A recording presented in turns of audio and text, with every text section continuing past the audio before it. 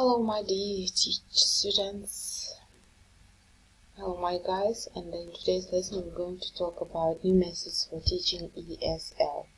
So this presentation presented by Bolatova A.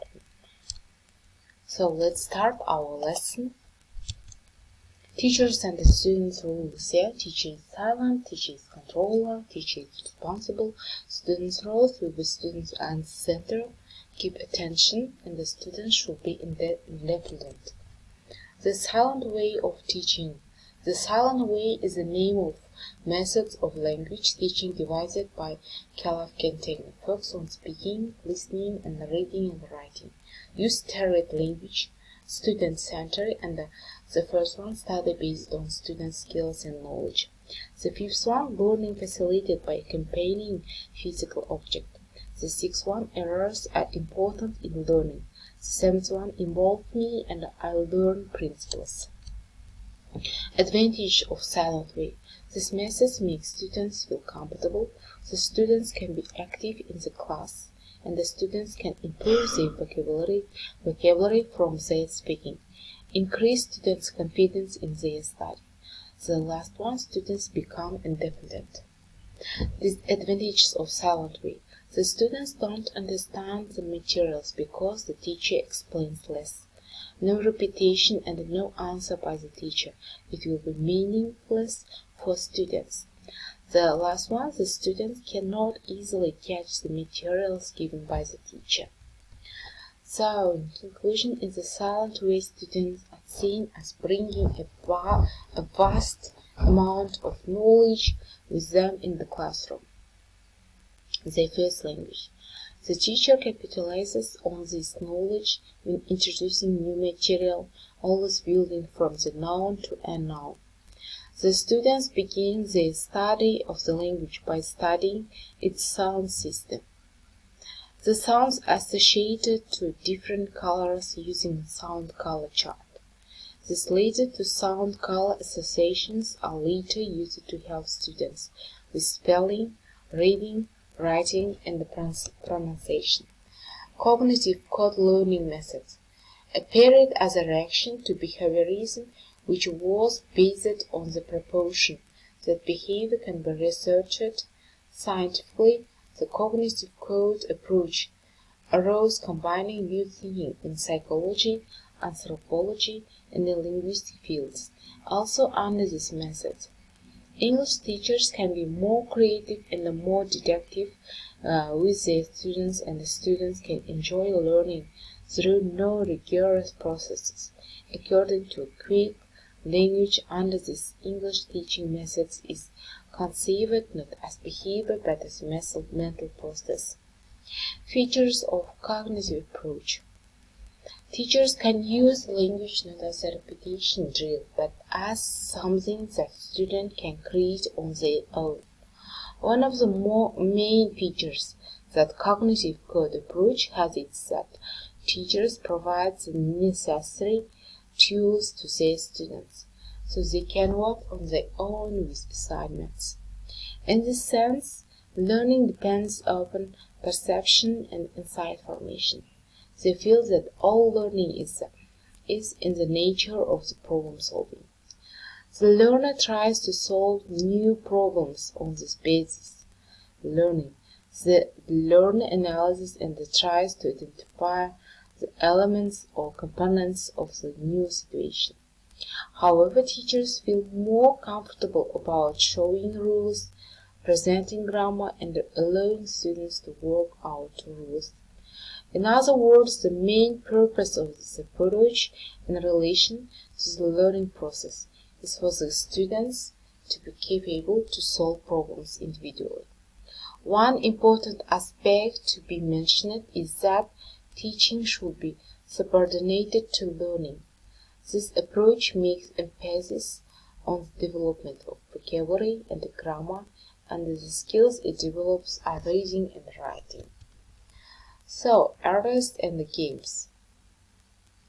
Errors are inevitable since they consider it an important part in the learning process. Teachers have to treat errors as not only natural but as a positive indication that learning is taking place. Teachers may put into practice cognitive code learning method by using games such as crosswords, guessing, among others. Cognitive code approach is very meaningful and creative when teachers want their students to enjoy learning English in a practical way. Dogme language teaching, a teaching movement set up by a group of English teachers who challenge what they consider to be an over-reliance on materials and technical visibility in current language teaching. The emphasis on the here and now requires the teachers to focus on the actual learners and the content that is relevant to them. Dogme philosophy. Education is communication in the dialogue. It is not the transference of knowledge. The only question asked in a school should be by the pupils. Success depends less on materials, techniques, and the linguistic analysis and more on what goes on side and between the people in the classroom. A good teacher cannot fix it in a routine. During teaching, each moment requires a sensitive mind that is constantly changing and constantly adapting. So, lessons conducted by using dogma learning method. Lessons should be learner-centered because learning is the active construction of knowledge. Lessons should have meaning and a purpose for learners. Learning takes place in social interaction. Reading, writing, speaking, and listening all develop together. Lessons should support learners' first languages and their cultures. Faith in the learner expands learning potential. Students themselves are in a unique position to look for relevant resource materials. They know what their own needs and interests are. So, let's continue. Immersion. Language immersion, or simple immersion, is a method of teaching a second language in which the learner's second language is a medium of classroom instruction.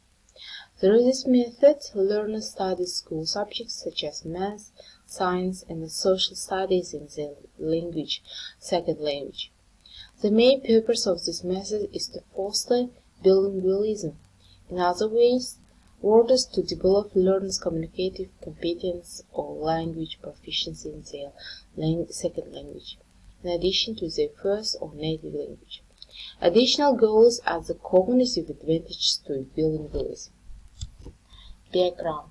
The first modern language immersion programs were created in Canada in the 1960s. Middle-income Apolline English-speaking parents were convinced and educated to establish an experimental French immersion program enabling their children to appreciate the traditions and the culture of French-speaking Canadians as well as English-speaking Canadians. What about the age? Early immersion students begin the second language from age 5 or 6. Middle immersion students begin the second language from age 9 or 10. Late immersion students begin the second language between ages 11 and 14. Adult immersion students 7 or older. So, let's continue. Complete and partial immersion. In complete immersion, almost 100% class time is spent in foreign language. Subject matter taught in foreign language and language learning course incorporated as necessary throughout the curriculum. The goals are to become functionally proficient in the foreign language, to master subject content taught in the foreign languages, and to acquire an understanding of and appreciation for other cultures. This type of program is usually sequential, cumulative, continuous, proficiency-oriented, and part of an integrated grade school sequence. Even after this type of program, the language of the curriculum may revert to the first language of the learners after several years. In partial immersion, about half of the class time is spent learning subject matter in the foreign language. The goals are to become functionally proficient in the second language, to master subject content taught in the foreign languages, and to acquire an understanding of and appreciation for other cultures, but to less extent than complete immersion. So let's continue our lesson. Advantages of immersion. The first one, using abilities learner's process, easy understanding of context, facial expression and gestures acquired the same way as it was with native language. No need to correct children while they are talking.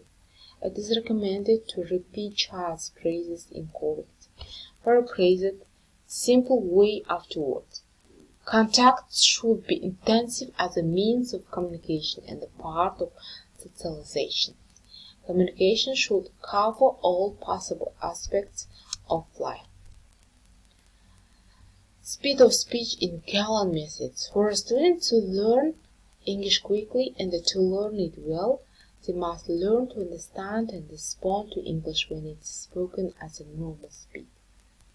One of the ways the Callan method achieves maximum speaking time and maximum concentration from its students is by ensuring that, from the very first lesson, the teacher speaks to their students in English at the rate of 200 to 240 words a minute.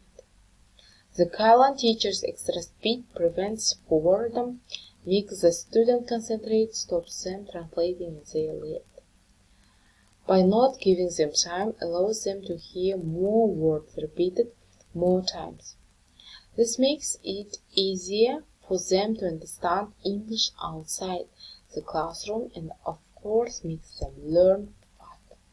Success of the methods. Callan methods has become a huge success and today is taught in 425 schools in 35 countries with more than 1 million foreign pupils, including Nobel Prize winning writer Gabriel Garcia. Callan School in Oxford Street in London is said to be the biggest single language school in the world, attracting about 2,000 pupils every day. How Callan method works. Callan method improves speaking and listening abilities and makes the learner a confident communicator. It's carefully designed so the most important words and grammar are practiced first. Each question the teacher asks practice a keyword or grammar point. Emphasis is put on revision. The teacher corrects every mistake you make as soon as you make it. There are on average 8 students per class. The classes are lively and full of action, so you won't be worried. You'll enjoy every hour you study and make a steady progress. Subverting ideas. Teachers may take every good idea and leave the door open for further development. They can also reject nothing except useless and harmful forms of work. Principal electricism. Electric method is used as one of the main methods in language learning inside the classroom. So, not all pupils respond to a dealing situation in the same way, so teachers may try other techniques from other approaches. Electricism is defined as a type of methodology that makes use of the different language learning approaches instead of sticking to one standard approach. Requirements for electric teachers. Electric seeks the balance and development of all 4 skills at all stages, while retaining an emphasis on the early development of oral skills. These techniques are appropriate to the type of pupils who pass through their classes accurately, involve methods which suit their personality. To be successful, an electric teacher needs to be imaginative, energetic, and willing to experiment for the purpose of keeping lesson bright and interesting. So, or you can say it about the principles, weaknesses of electricism,